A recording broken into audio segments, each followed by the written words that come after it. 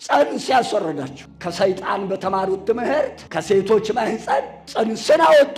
እግዚአብሔር እስኪቆጣ ድረስ ይብላኝላችሁ ጽንስ ያስወረዳችሁ ማህፀን የዘጋችሁ አላዋቂ ነው እግዚአብሔር። አንተ አዋቂ አቤት ተምሮ ተሞቶ በቅድ ሊመራ በቅድ በገዛ ራስህ በአፍጢምህ እየተደፋህ ነው ያለው። ጽንስ አስወርዶ ቤት ሊቃና እቅድ ሊሳካ ጽንስ አስወርዶ ማህፀን ዘግተሽ እቅድሽ ሊሳካ የእግዚአብሔር መቅደስ አፍርሰሽ ይብላኝላችሁን ትምህርት ያስተማሩ ከተጸነሰባት ሰከንድ ጀምሮ ሙሉ ሰው ነው። ሁለት መላእክት ይመደባሉ። ያስወረዳችኋቸው ሁሉ በሙሉ ተመዝግቧል። ደም ያፈሰሰ ደሙ ይፍሰስ። ከመጨካከን ሰውረን ማለት እንዴት ሰው በእናቱ ከአንድ ማህፀን ወጥተው በአንድ ቀን ተዘርተው በአንድ ቀን በቅለው ምን ነው በወንድሙ ጨከነበት?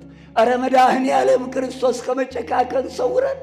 በስምንተኛው ሺህ የሚወለደውን ሁሉ እግዚአብሔር ያጥራው።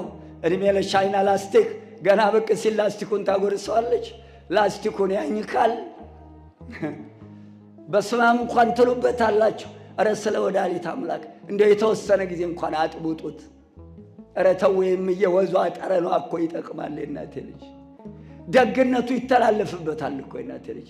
የላም ልጅ ዛሬ ይኸው መተዛዘን ጠፋ። ላስቲኩን ሳኝ ካደገ ይኸው ትውልዱ ወገኑን ያኝከዋል። ይኸው ቀንና ሌሊት መጀመሪያው ላስቲክ መሞቻውም ላስቲክ። ዛሬ ምክር እንሰማለን። አባት የሚመክረው ልጅ አለ። የአባቱን ምክር የሚሰማ ልጅ አለ። የእናቱን ምክር ይሰማል። ተሰብስቦ ካህን ይዞ ነው የሚታጨው። በየመናፈሻው እየተዛጩ እየጫጩ ቀሩ። እሁድ ሰርግ እንጠናና፣ በሳምንቱ እሁድ አጣና። ዝጌር ያጠናሽ እየሰረጉ ነው። አቤት እግዚኦ እየሰረጉ ነው። ቅዳሜንም ገብተውበታል፣ እሁድም ገብተውበታል።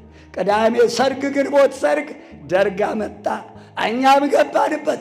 ለማንኛውም እየሰረጉ ነው። ምን ማለት ነው እየሰረጉ ነው?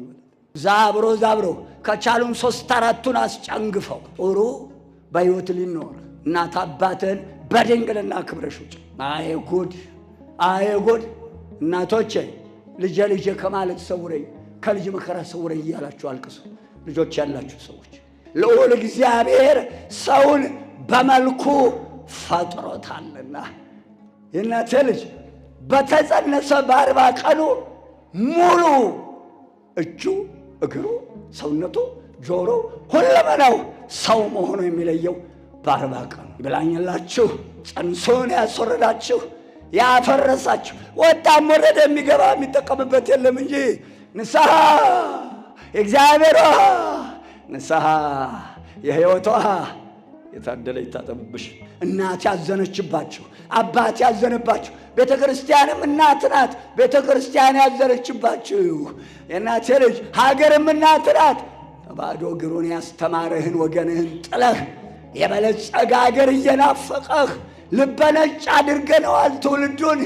ልበነጭ ትውልድ እየሄደ ጥሏት ሄዷል። ባዶ እግሩን ያስተማረህን ወገንን እየጣልክ ሄደህ ቀንቶሃል።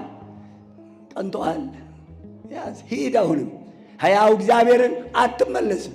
የሰይጣን መምህራን፣ የአጋንንት መምህራን እግዚአብሔርን አላዋቂ አድርጋችሁ ትውልዱን ገደል የከተታችሁ። ትንቢቱ ተጽፏል።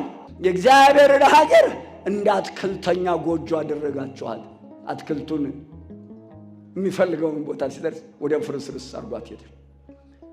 ቅድስት ሀገርን አረከሳችኋት።